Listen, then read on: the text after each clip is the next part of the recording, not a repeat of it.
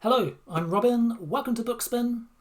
We're almost at the end of 2025, so I thought this would be a good opportunity to look back on everything that I've read this year.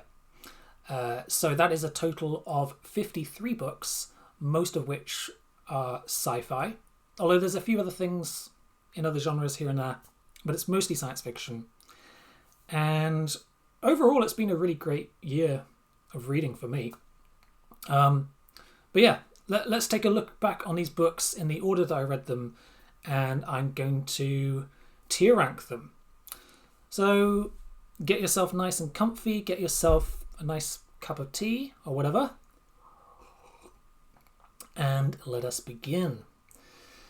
Now, the first book I read in 2025 was The Coming of the Strangers by John Lymington. And we're off to a pretty poor start. Now, this is a kind of pulp sci-fi horror novel from the 60s. It's essentially an alien invasion narrative about this race of invisible extraterrestrial crab monsters that invade a rural seaside community.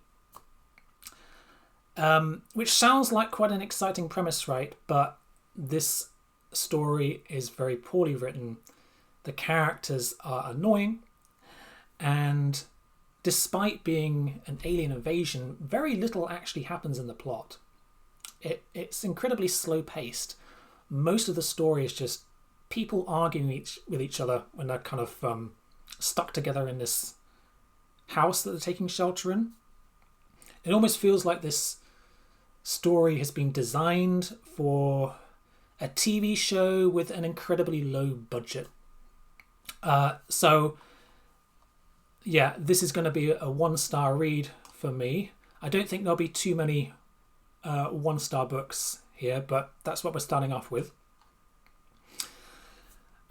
This was followed by Dayworld: A Hole in Wednesday by Philip Jose Farmer and Danny Adams, which is a prequel to the Dayworld trilogy.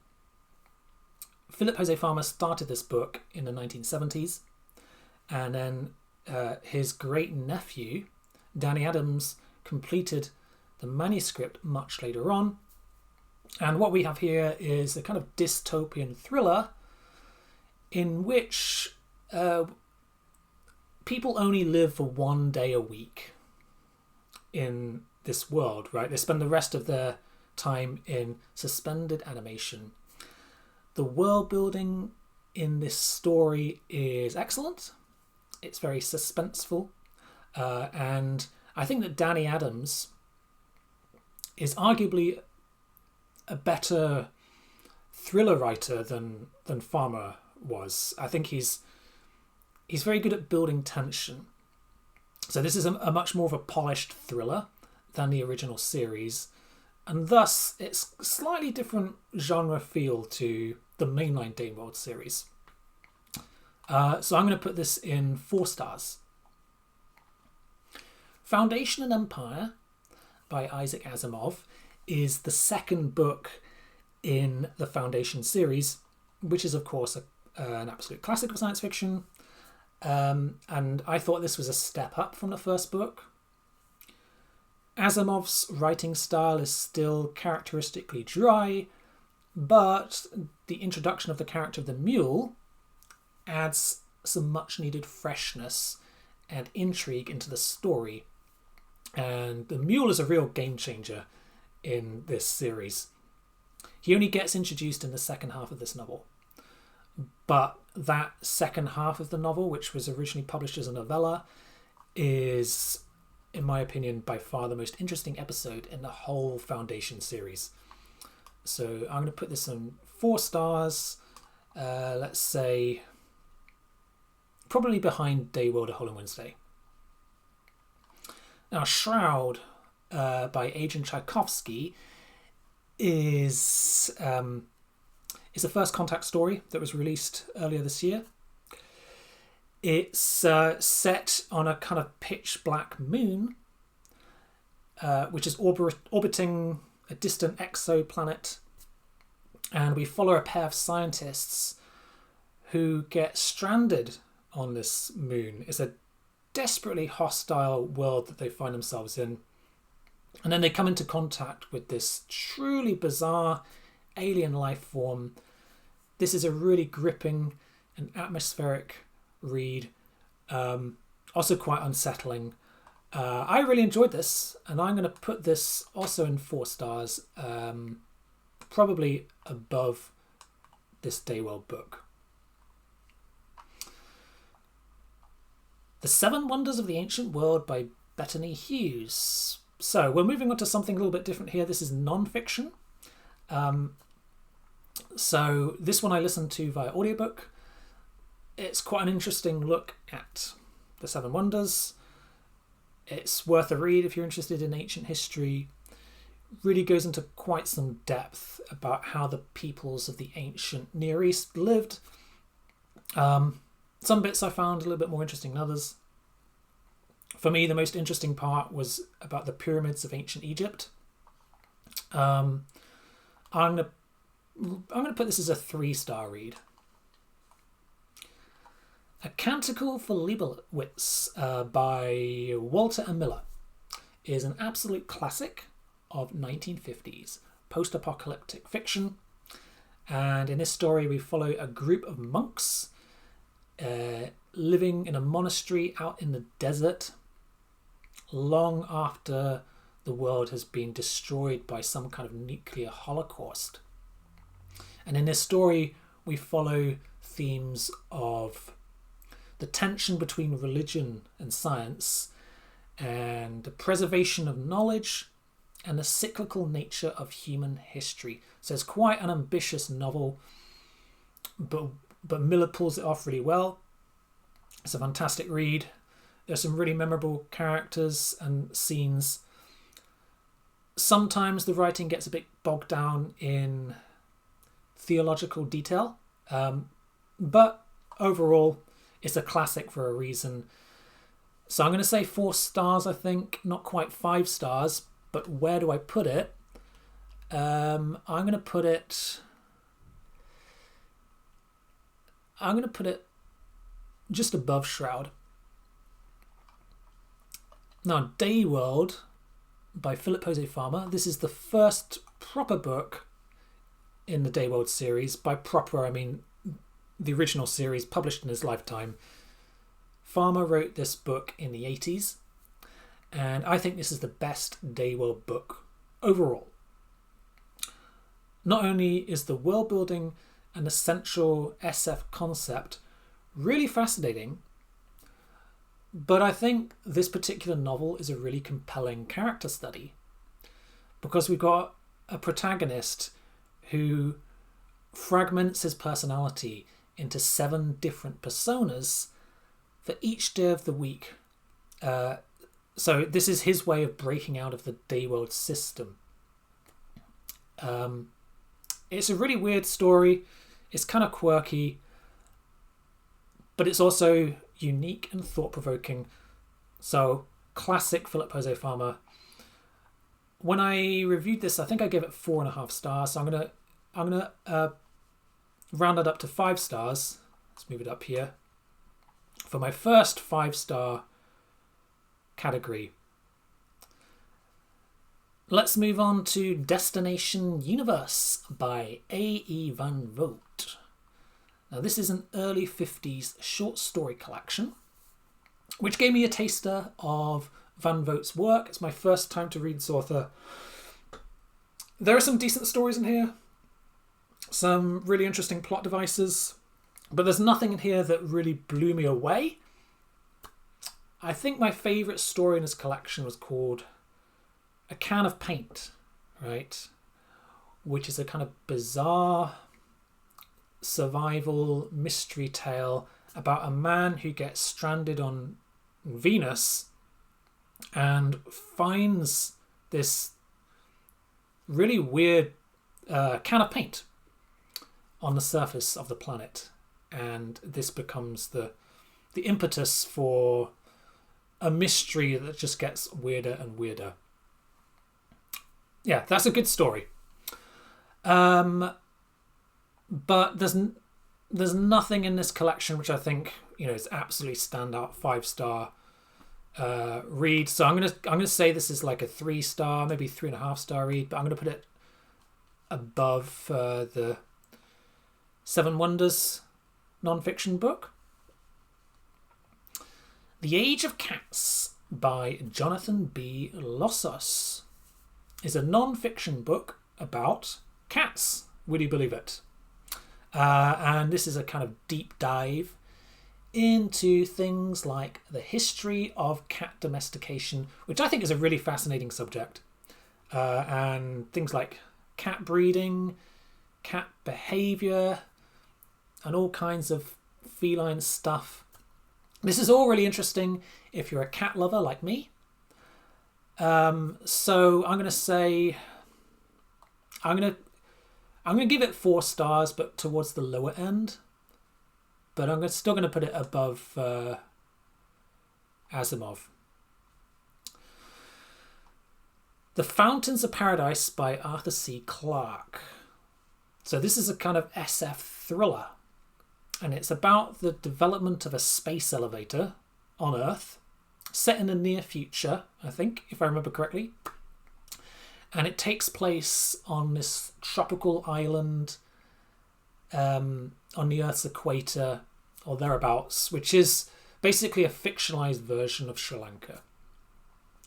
Clarke was very close to Sri Lanka during his lifetime. He actually emigrated there, I believe. He spent much of his life on the island. So it's interesting because this book kind of interweaves a lot of the history and culture of Sri Lanka, albeit in this kind of fictionalized form, into this kind of futuristic sci-fi narrative. And I actually found the story very compelling. It's a lot more suspenseful than I thought it would be.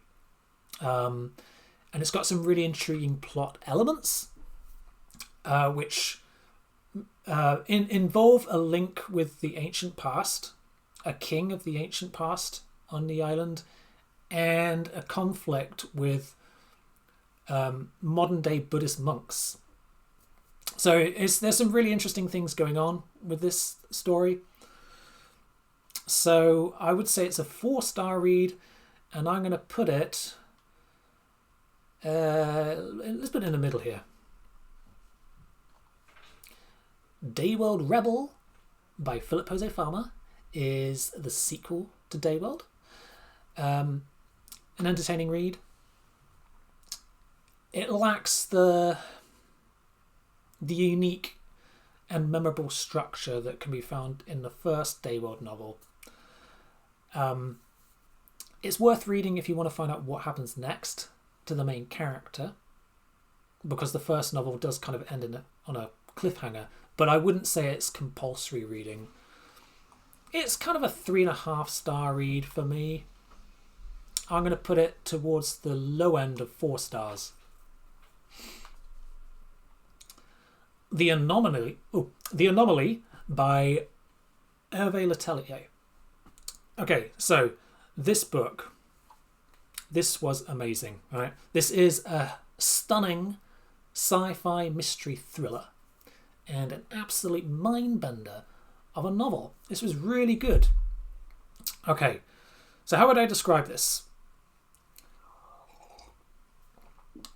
What happens is there's this transatlantic flight, right, that is about to touch down in New York.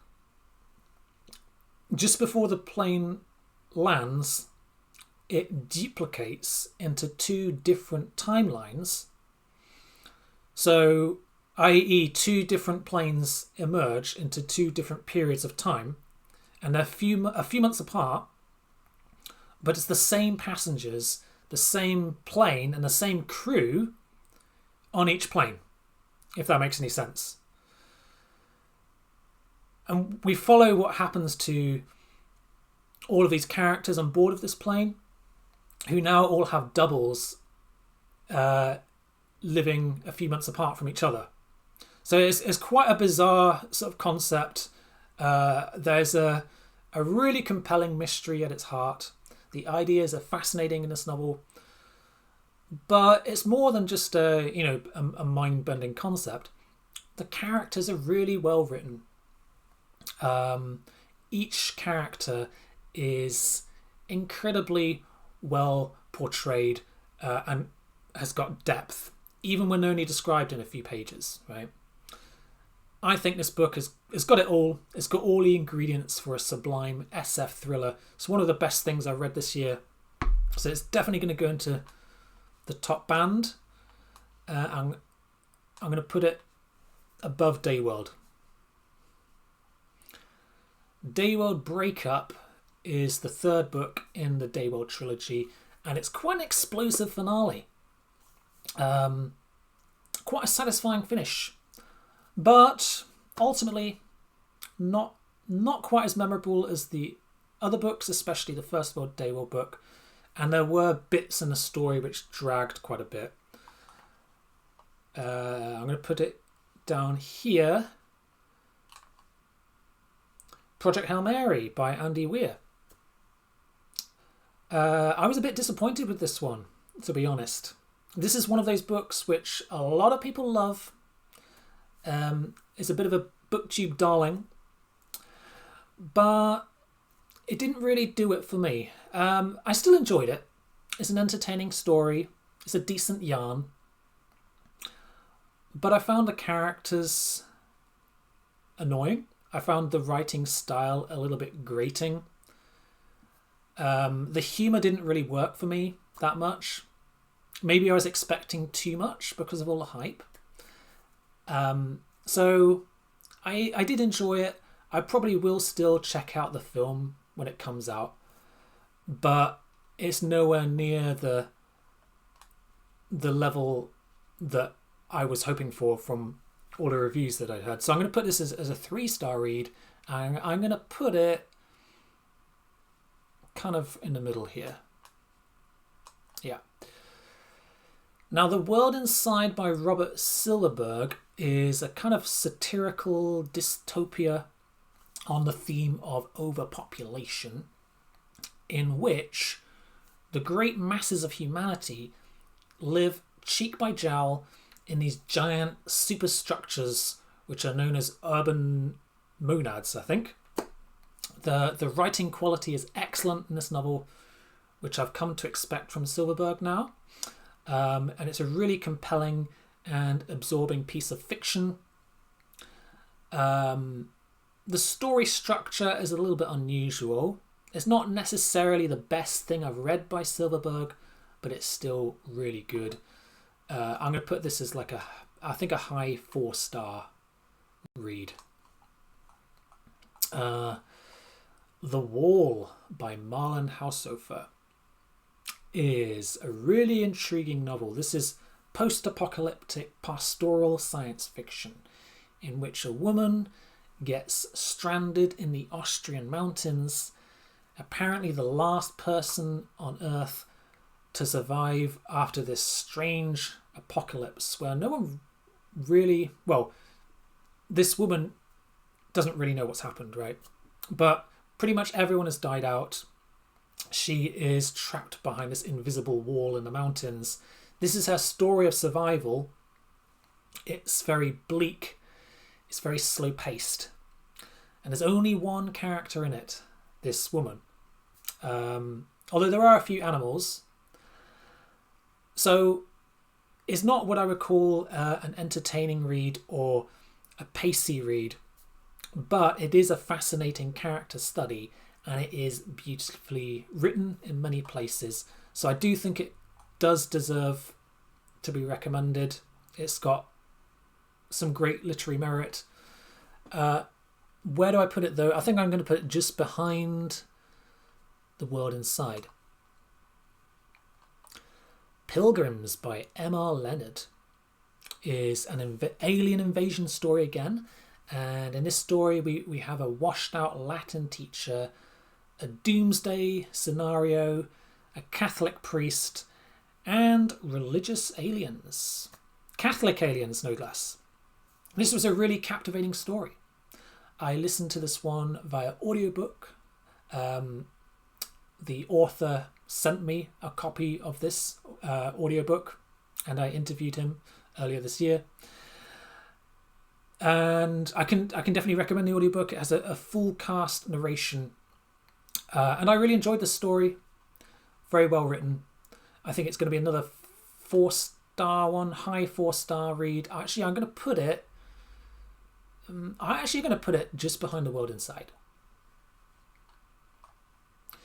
Brave New World by Aldous Huxley. I don't think this book needs any introduction. This is one of the definitive dystopian classics.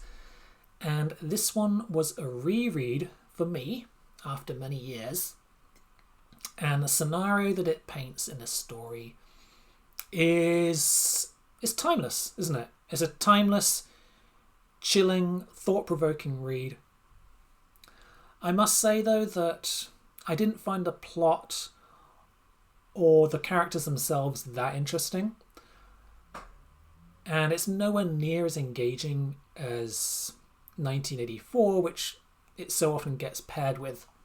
So actually, for me, this is probably a 3-star read, a high 3-star read. I'm going to put it sort of above Daywell Breakup. And then we move on to Looking Backward by Edward Bellamy, which is a classic socialist utopian novel from the 1880s, if I remember correctly. In this story, a man from Boston in that era falls asleep and wakes up in the year 2000. So it is actually a time travel novel of a sort. And he finds that America has been transformed while he was asleep into a socialist paradise. And this book is quite interesting as a historical curiosity, right? It was a huge hit in its day.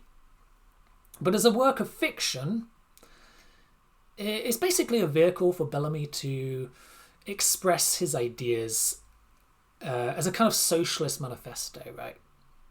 So if you are approaching this book as a sci-fi reader, you probably won't enjoy it very much. It does have some great rhetorical and figurative language, so it's worth exploring if you're interested in sort of classical socialist thought, but as a contemporary novel, it doesn't really stand up. So for that reason, I'm going to put it in as my first 2-star read. Luminous by Sylvia Park. So this was a new release for 2025. I got to interview the author earlier this year. Now, this is a very thoughtful literary SF novel on the theme of robot consciousness, and it's set in a near-future world in which Korea has been reunified. This is a very character-focused story. It's kind of slow-paced. I don't think it's going to appeal to everyone, if I'm honest, but it is very well written. The themes are thought-provoking, and the characters are complex and interesting, and ultimately I really enjoyed it. So I think this is going to be another 4-star read, and this 4-star band is getting quite crowded now. Where am I going to put it? I think I'm going to put it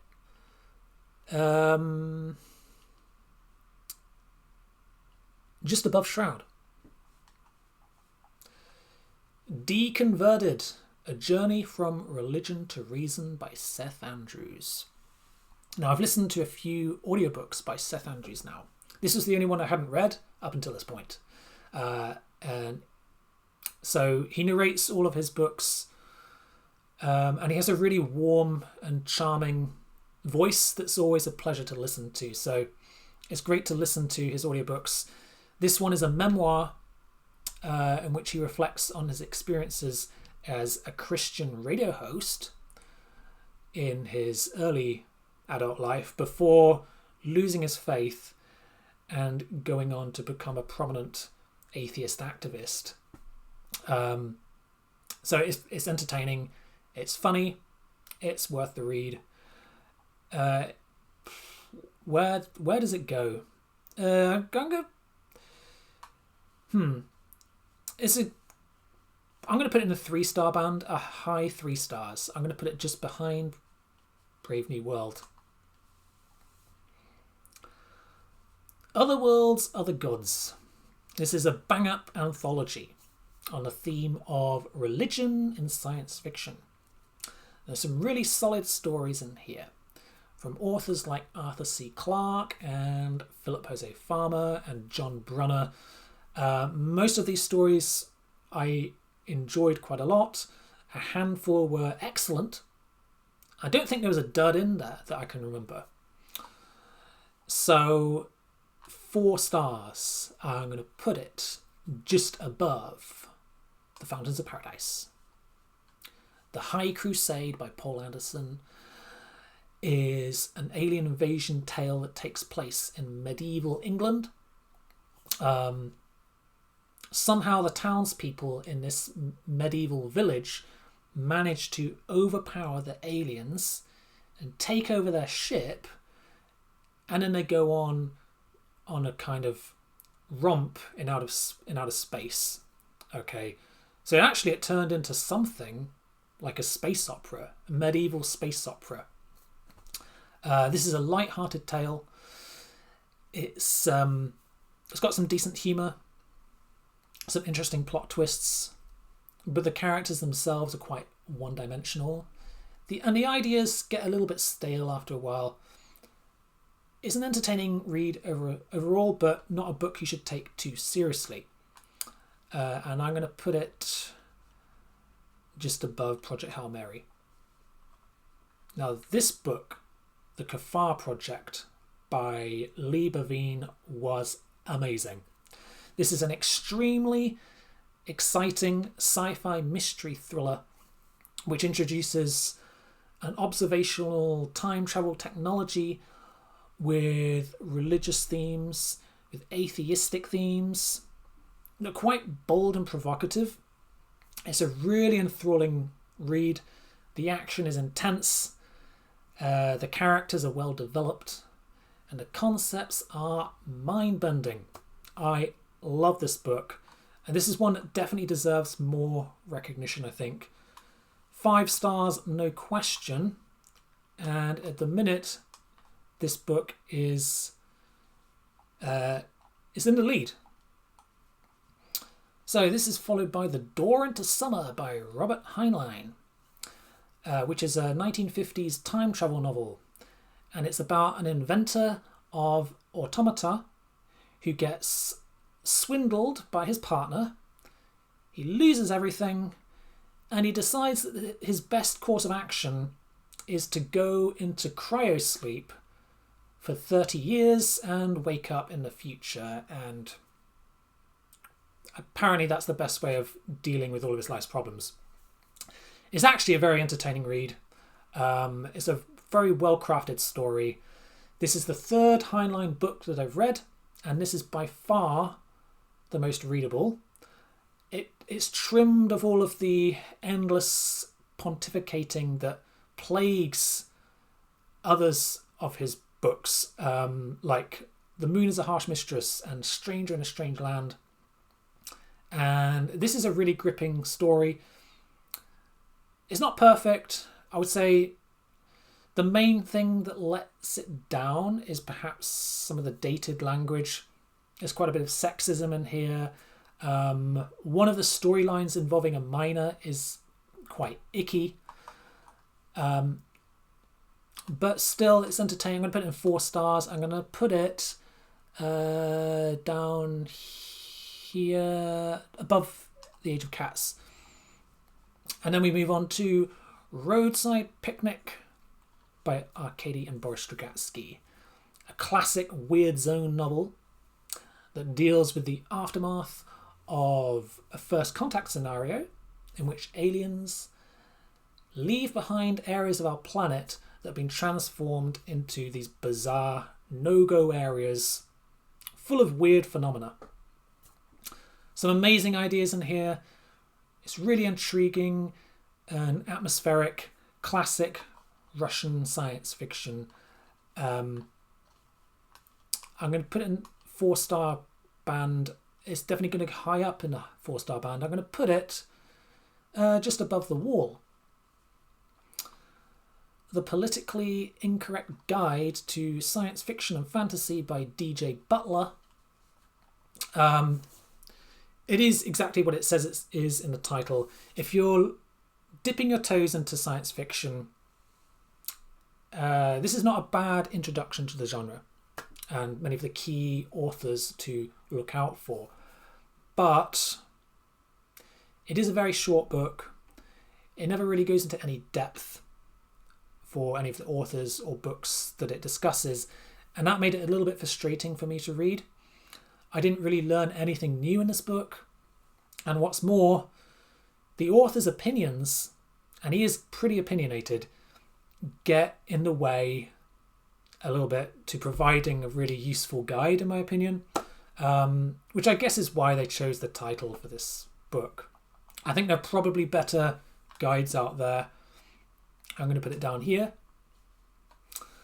Pandora's Star by Peter F. Hamilton is part 1 of the Commonwealth Saga duology, which is a huge space opera epic with tons of characters and subplots and cool ideas and intricate world building.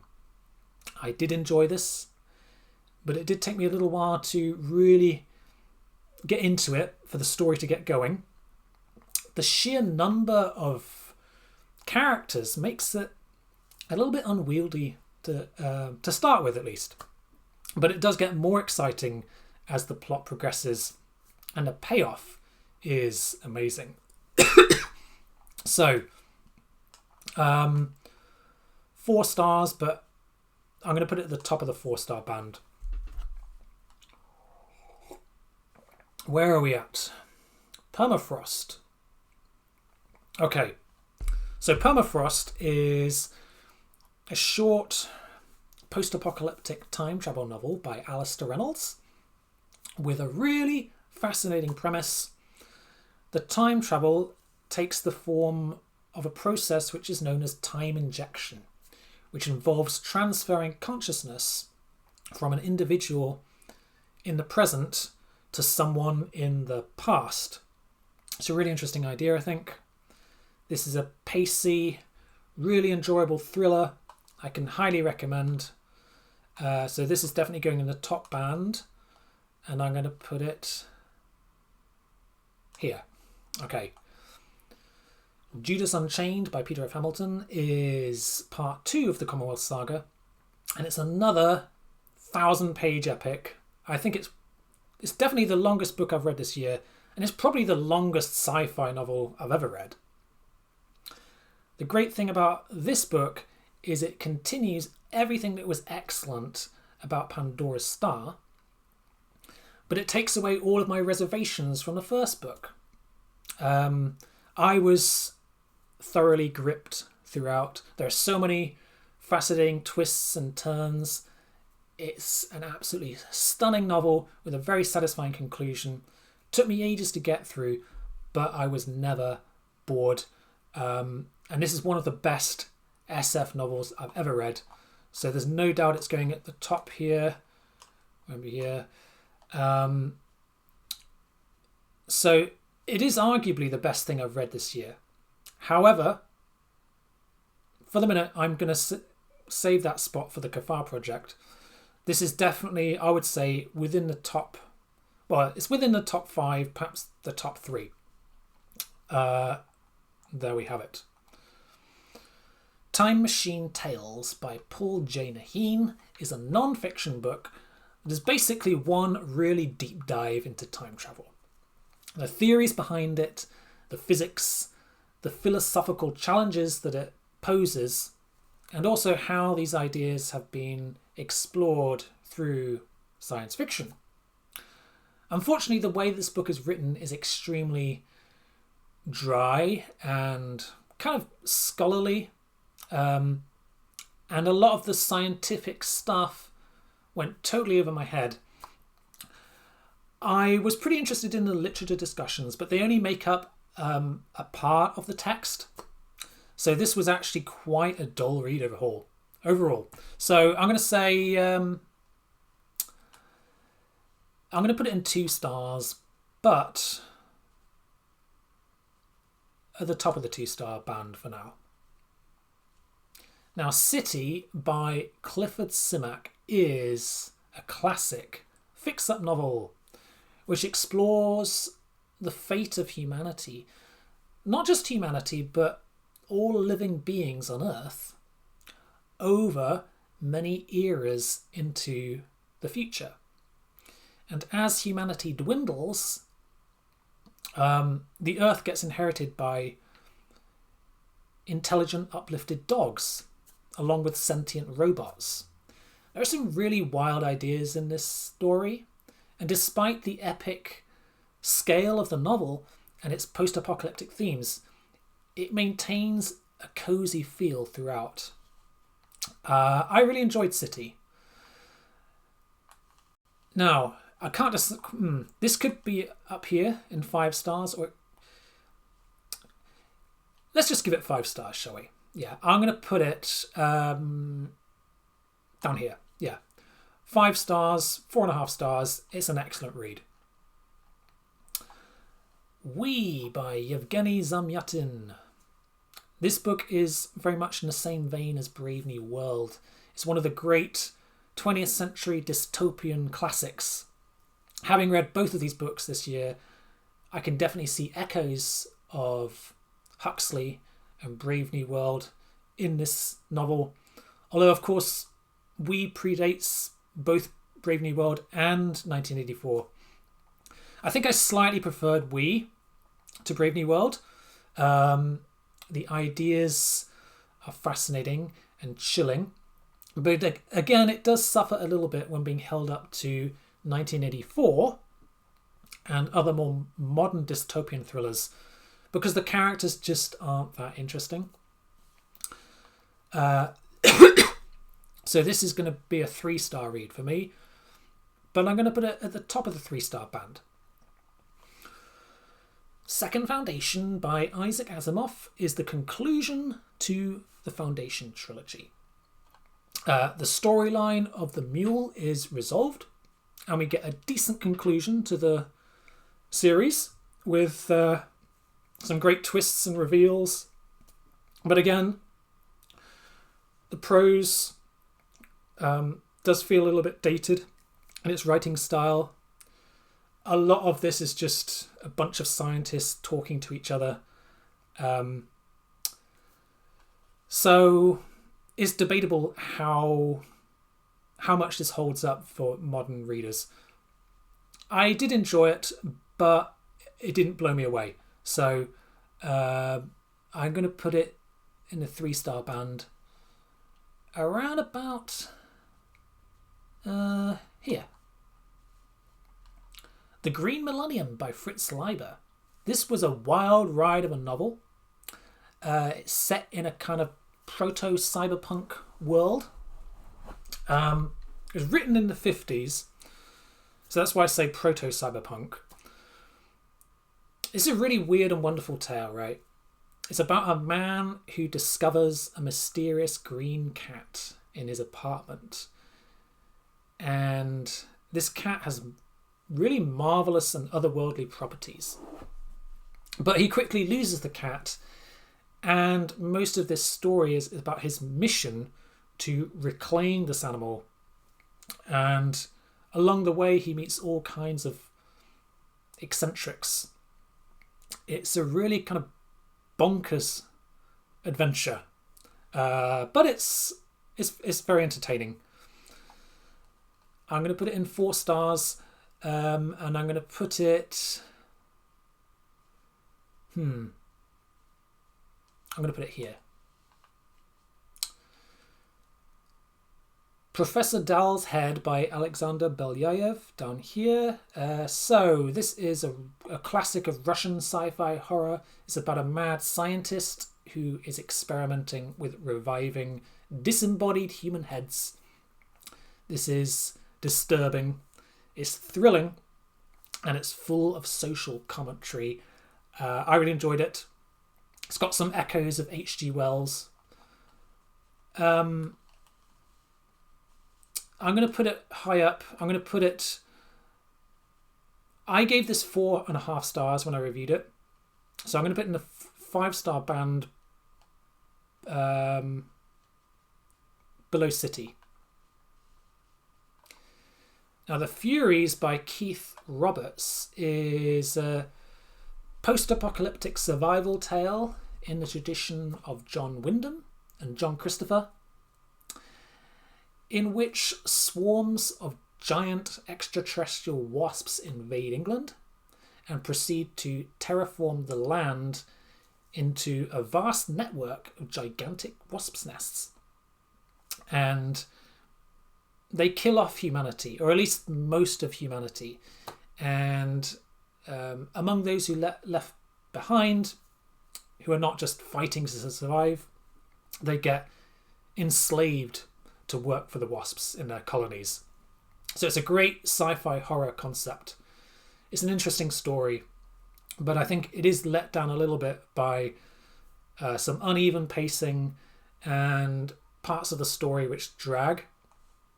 It's a 3-star read for me, but I'm going to put it in the middle here.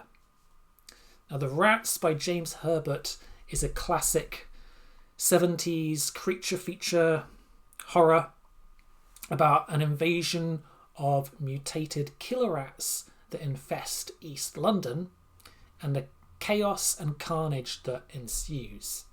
These rats are extremely vicious and nasty and bloodthirsty.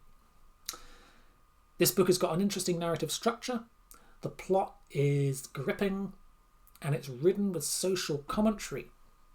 You will need a strong stomach when reading this because the violence is pretty intense. 4-star read. I'm going to put it down here.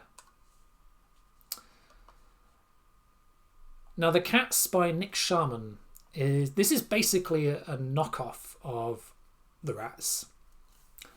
The Rats was a big hit in its day, and it inspired lots of similar themed animals on the rampage pulp thrillers, horror novels, and this is one of them. And it involves gangs of killer cats roaming the streets of London, killing humans left, right and centre. It's a very poorly written novel. The characters are flat. The premise is ridiculous and the plot doesn't really make any sense. But all that said, it's still quite entertaining in a trashy way. And for that reason, I'm not going to give it 1 star. I'm going to give it 2 stars, which may be a little generous, but I got some entertaining out of it. Actually, I'm going to put it above this politically incorrect guide to science fiction and fantasy. Moving on. Behold the Man by Michael Moorcock is a bold and provocative time travel story in which the main character travels back in time to meet Jesus, and he finds himself in the company of John the Baptist and a group of Essenes after his time machine breaks down. There are some really cool twists in the story. It goes in a very interesting direction. It's very cleverly done, and I can highly recommend it. In fact, I'm going to put this up. It's got up here in the 5-star band, around about here. Where have we got to? Tenderleo's Story by Ian MacDonald. This is another alien invasion story. This story follows a teenage girl in a Kenyan village. The nature of the alien life form that invades our planet is really intriguing. It's basically an invasive plant species that is super powerful and which humanity is powerless to stop. This is a decent one. I'm going to put in the 4-star band. Let's move it up here. let's put it down here.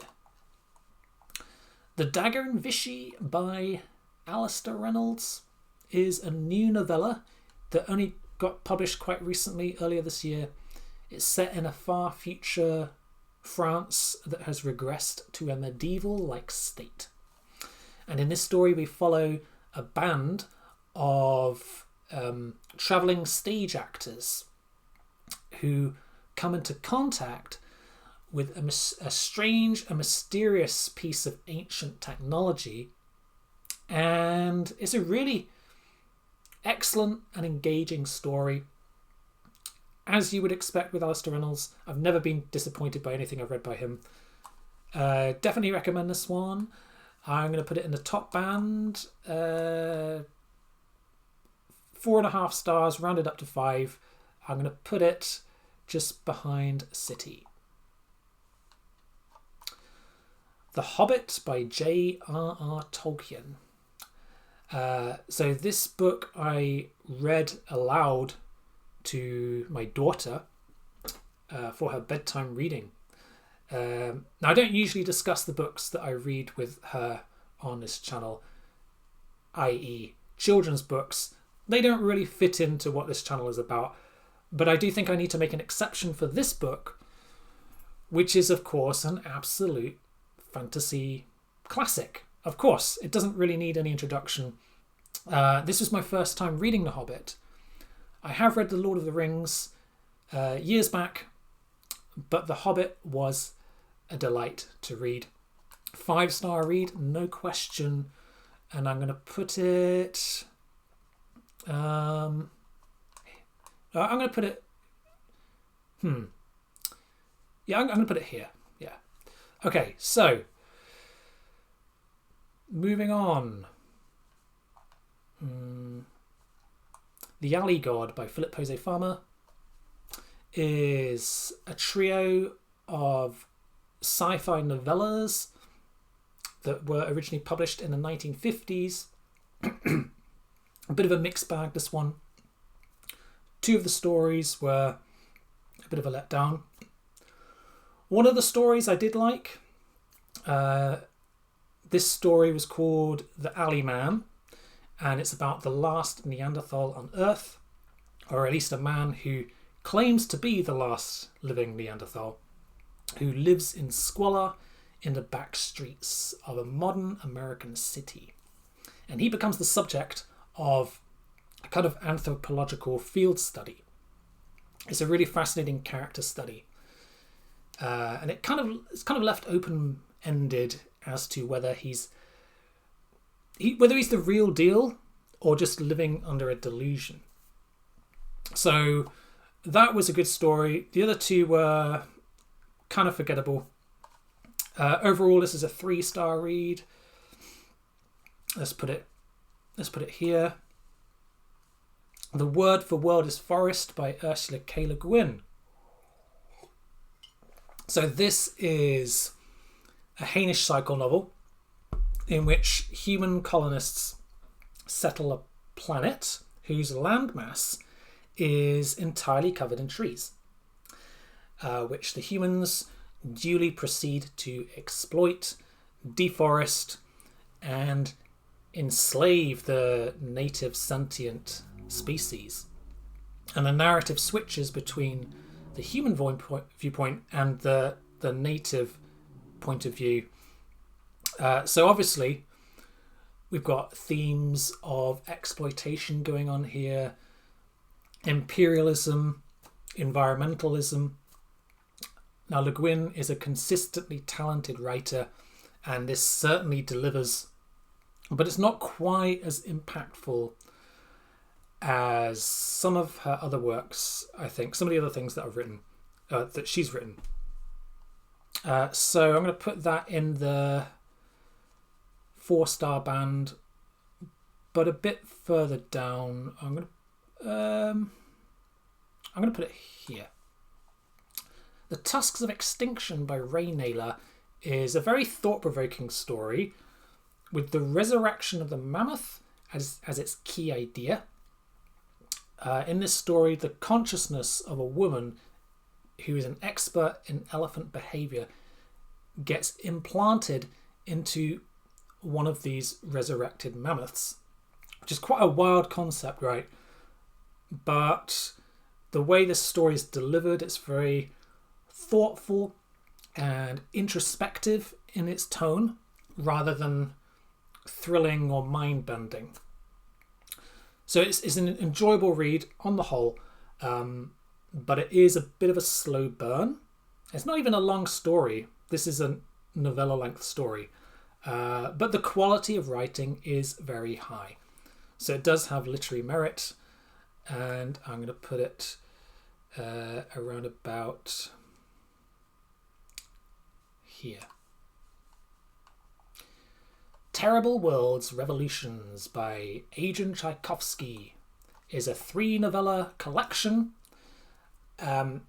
Each story in this volume presents a grim dystopian vision of the future. And just like the Farmer collection, which I mentioned a moment ago, it's a bit of a mixed bag in terms of how much I enjoyed each story. So there's one story which didn't really hit the mark for me. And there's one story which was pretty good.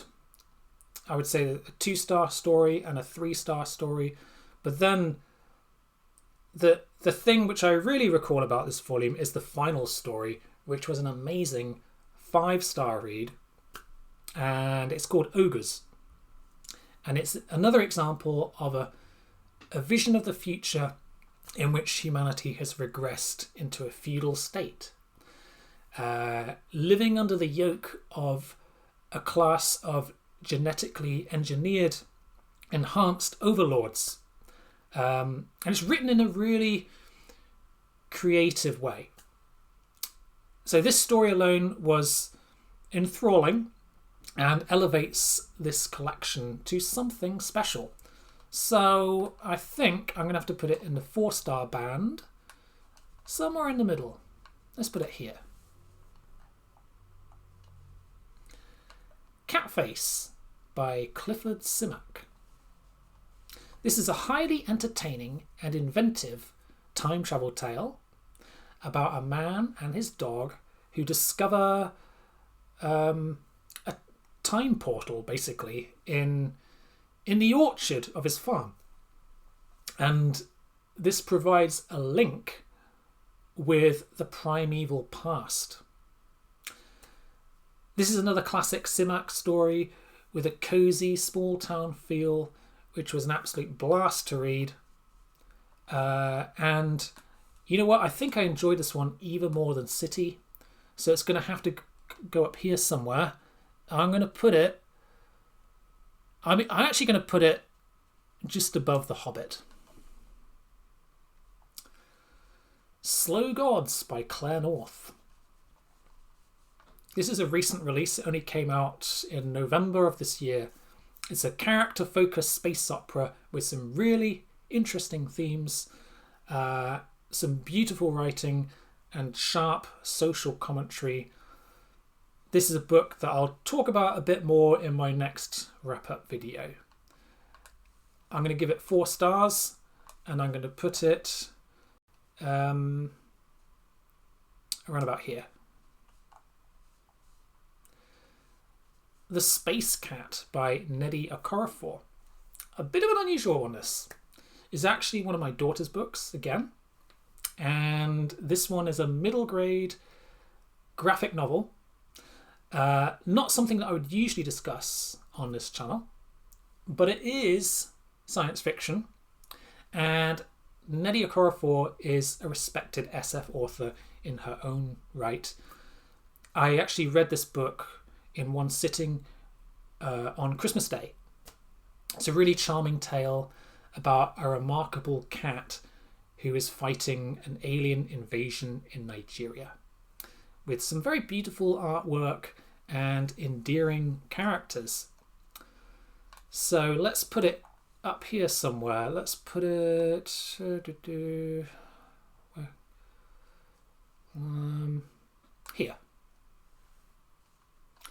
A Case of Conscience by James Blish. A theological SF thriller and a classic from the 1950s. This is about a scenario in which humanity comes into contact with an intelligent reptilian race called the Lithians, who apparently live in a kind of perfectly utopian existence. And we've got a group of scientists who have been sent on a kind of survey mission of their planet, including a biologist who's a Jesuit priest. And these scientists are debating what the human relationship should be with this planet. And that's basically how the novel starts off. Again, I'll talk about this book a bit more in my next wrap-up. It's a very intriguing setup, and it takes the novel in a very interesting direction. It's very rich and rewarding, with some thought-provoking ideas. So we're going to have to put it up in this particularly crowded 4-star band. And I'm going to put it... I think it deserves to be quite high up here. Just behind The Green Millennium.